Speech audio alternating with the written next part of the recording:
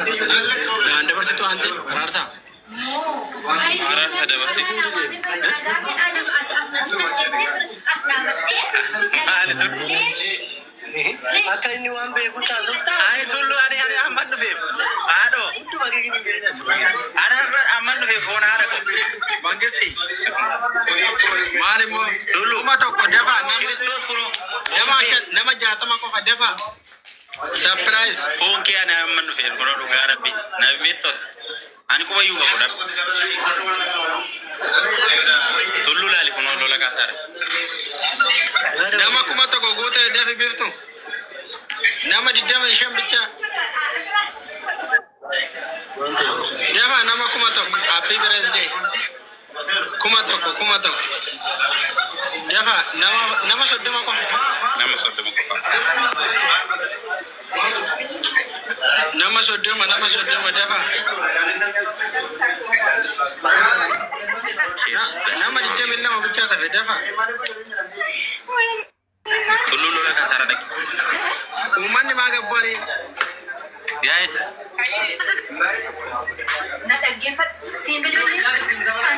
Mari jolle gadi boy. Surprise itrete. Enggak, lugar api rakong kau.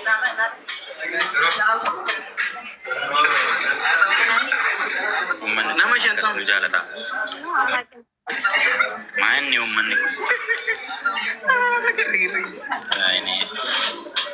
Okay guys, nama kuma tako gata amma anda gefa da sinin jala da beto mini family kiya gze kongra kabanyo jinde mne kabanya gze gemi tabanu tabtam na gotu gze unde support na gotu ema mota ko yebir baye sin jala da shi ado wango ano dosin na bebar o dosin na be gade me kan nagala fa da baraka na kes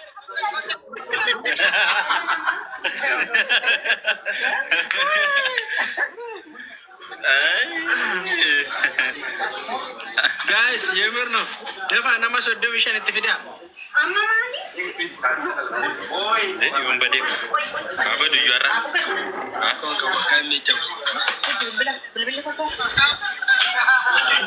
tu kiki surabi balese. ini joining jurure hinde ha mala nega Allah kajir tatu. Nani rampa der gitu.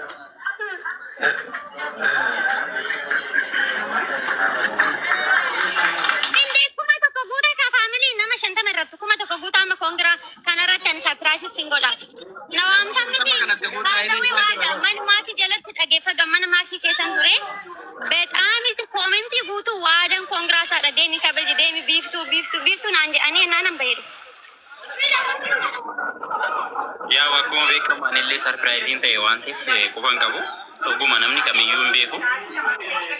Kuno jole riyo. ni ati dagefa du zinni Riyo tu mau warna berat harga mangkana mah.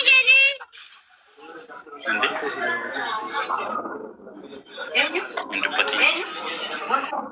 ani hindupatin dagefa damma oh nama kuma to gutan ga rabbi Wala, kono kuma to ko def. Asbe. Asbe ngala. Ejole no bira jira te dinga tanu tol sene te ne kanan shaki.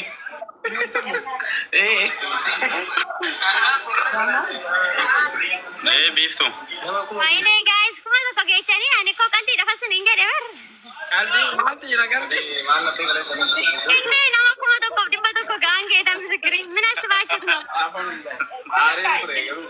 Nama kuma to kono derbera def. Asbe. Dulu dah ikut tu. Ante tenan. Wah, ende. Thank you so much. Kela tu mereka beef tu. Sari kilo. Happy birthday.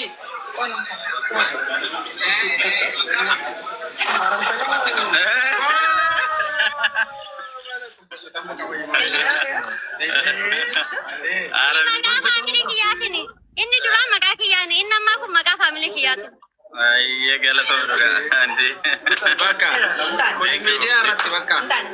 Kela tu. ni gale family ku maga kesanin maga kiyani miti Kela tu mi beef tu juga. Thank you. Bagan alat David tidak bagan hari ini. Bagada la terani baka. Bagada la. amma nan kun inni tokko dhibbi lamaan kuni. Ormi muwazinaaftuu jedhalaan hin taane jabaa ta'uu qaba. Gini waada hoggaa meeqa galteeti? Hoggaan gaafa inni agaardaa koye. Tilmaami kaa biiftu. Nama tilmaamu jaalatu. Biiftu. Koomee asii achee faamii garagal. Koomee hiriyootatti garagalcha. Tulluudha. Dubbadhu meet. Biiftu. Adoko. Jirta lubbu. Jamii sadii. Agaara. Shantama. Araba Yesus.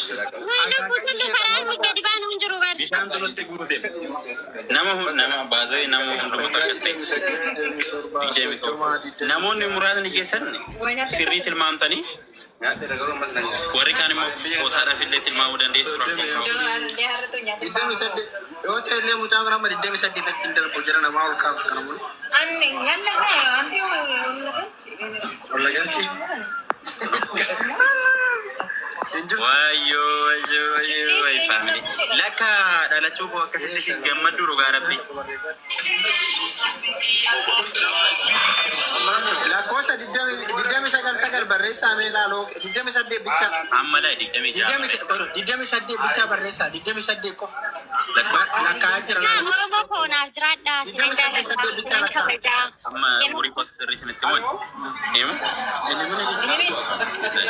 28 qofa barreessaa asirratti lakkaa jira laa. Lakkoofsa 28. No please isa olii 28 qofa.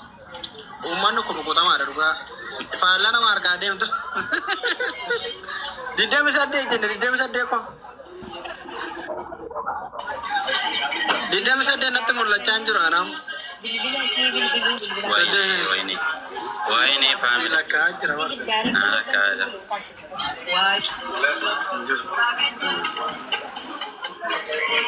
Biiftu. 28 qofa barreessaa. 28.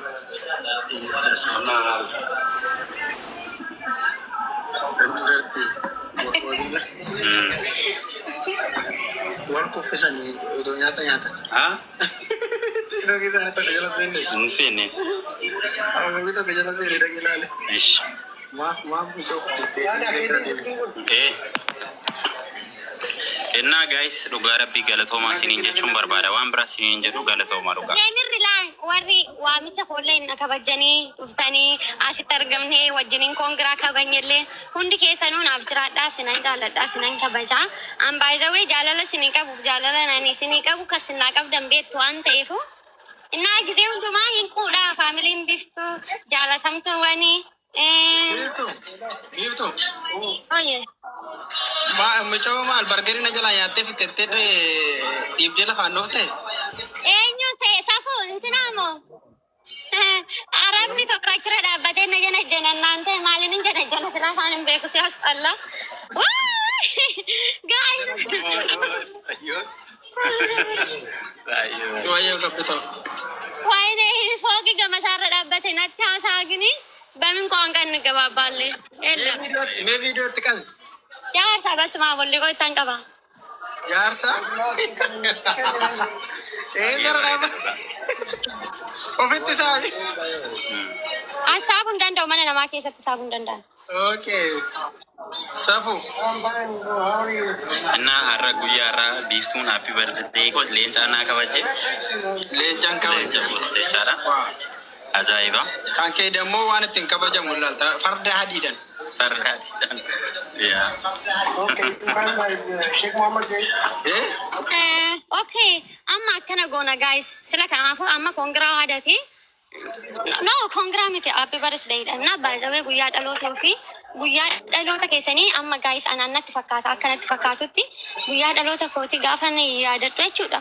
Gizeen dhukkubsadheen irra caala yaadadha gaafan itti madaa'e gaafan jireenya kiyya keessatti aarsaa baay'ee kaffalee baqaan jiraachuu kiyya keessatti of jibbeelleen gaafa dhaloota kooti guyyaa sun geetan misikri guyyaan gaafa dhaloota kooti si fuuldura dhufu guyyaatti rakkatte malee guyyaatti gammaddee miti. Senegalee sanaa fi namni guyyaa dhaloota ofii kan gammachuu godhee kabajatu aarsaa baay'ee keessa obsala darbaniiru. Naa waaditti koo waadhoo koo atis immoo waan baay'ee atleast akkuma nama kamii chaanaalan jee hedduu keessa dabartee as ga'uu dandeessa. Akkuma sana immoo quufanillee as ga'uu dandeessa. Yaa jireenya dhuunfaa ofii kan hundaa namni hin beeku. Kan hundaa immoo mudaan qabu. Kan hundaa immoo gaariin ta'u. Okay? Namni baay'ee akka miidiyaa irratti ilaallu kanaa miti kan gammachuudhaan jiraatu jira. Dammoo kan gaddee jiraatu jira. Kan oduma gadduu ilkaan hin kolfeetu gadda sana dabarfatu baay'ee jiraatu galee. Tuma waan baay'ee si rakkisu innis nama fuuldura gaafa dhaqqigini bakka normaali taatu. Na waada gaa'e sana ogaa laalu jechuun amma itti daadhee argatte amma nama beeku tokko nama jaaladhu tokko isa beekutti nama gisee baay'ee rakkina ofii ala baasee himatu odoo hin ta'in nama gisee baay'ee rakkina ofii keessatti qabatu. Baasee akkas ta'e akkana ta'e jedhee himachuu hin barbaadu. Anuu gisee baay'ee irra deddeebi'ee gaafadheen waan tokko yoo waanuma tokko jalaa dogongorri lee uumame anattu kan immoo bakka irra deddeebi'ee gisee qaba irra gaafadheen nama rakkina ofii ala baasee himachuu hin barbaanne keessa nama tokko garuu waadas nama jedhu keessaa dhalattee amma raga'uu keedha. Kanaan achi immoo rabbi beeka. Namni rabbi qabu immoo zalaalamii isaa hin jiraata sii galee. Ta'an immoo gisee hundumaa bara baraanuu gizeedhanuu zuma kamiyyuu siif gammachuu kee arguun hawwa malee gadda kee arguullee hin hawwu. Waan bareeda nasi arguu barbaada. Sii galee har'a koo guyyaa dhaloota keetiitiin miti immoo sarpiraayisii jireenya kee keessatti waan tokko hojjettee sarpiraayisii gootu tokkoon arguu barbaada. Arra guyyaa dhaloota keetii akkas kabajee durummoo guyyaa ati waa hojjettee hojii keessa galmaan geechee itti kabajuun arguu barbaada. Nama jaalatu namni gaa'is guddina namaa hawwu akkasi. Akka yaada biiftuutti, akka fedhii biiftuutitti, akka akkaataa biiftuutitti. Namni biraammoo kan kana ol si hawwisu jira si galee kan biiftuu si hawwitu kana ol odoo waadan iddoo kana gahee argee odoo waadan bakka kana dhaabbatee argee siin jedhullee hedduutu jira. Aadaan nama jajjabaa hedduu duuba kee jira namni ani beeku. Lamisaali nama akka ibsaafaa si duuba jira. Nama si biqilchuu danda'a nama si jabeessuu si ijaaru danda'a. Hedduutu duuba kee jira. Waaqa kee galateeffadhu guyyaa dhaloota keetii immoo faayidiif kolfaan dabarsee akkaati kofaltuun barbaada. Ayyee dhugaa galatoom biiftuu. Baazoo biiftuu namoonni. Qoylee ani dhaggeeffadhu ati ana amma qoylee ati isti amma dhalattee guyyaa dhaloota keetii keessatti indi anas keessatti maddabamu gaa'is akka jedhamee tof ibsama ana maalate ana argachuu keetitti maaltu sitti dhagahame akkanuma jedheen gaafadhaare gaa'is.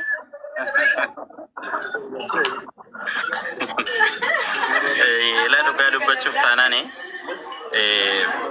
biiftuu namoonni tokko namoonni waa'ee biiftuu hin beekne yeroo ishiin akkasitti qoostu yookaan yeroo ishiin viidiyoo garaagaraa hojjettu waanuma dubbii qubna gara baay'een dubbanne isinitti fakkaachuu danda'a. Namoonni hin hubanne jechuudha. Garuu gaafa akkasitti qubna gara haasoftu gaafa qubna gara dubbattu nama barbaadde caalaa abbaa barbaadde nama guddaa caalaa haasofti dhugaa dubbachuu fi akkasumallee qubna gara irratti namarraa naftu jechuudha. Yoo dhugaa dubbachuuf argaa jirtu booda kana inumaayyuu jechuudha. So saniif iyyuu namoonni kaan baazoo baay'ee poointiidhaan ajeeqaa turtanii waan biraatiif immoo osoo hin taane yaa hojii itti biizii taatee waan turtee fi. Ani dhaggeeffadhaa gaa'is jechuun kan nuyi amma sinitti mee durallee akka waada kana natuma biraarraa kan anillee mana maakii keessatti dhugaa bexaam bu'aa ture dirasiin jira naalatti galee so sanaa hidhee achi ba'ee mana kee dhufe garuu mana kee immoo anis waada wallollee miti lolallee hin qabu akka nama kamii sappoorti wal goona sa'aatii walii dawwaluu qabnutti walii dawwallaa wajjin naasofnaa akka hiriyoota kamiitittu